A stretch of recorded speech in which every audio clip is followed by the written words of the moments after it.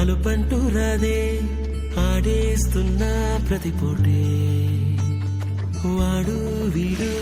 అని తేడాలే లేవే ఓ చోటి చేరి ఆడమే అమ్మా నాన్నల్ని ఎంతో విసిగించి మాటే వినదంట వయసే ఇప్పుడే గుర్తొస్తే అన్ని వదిలేసి మా గుండె తిరిగేదా చోటే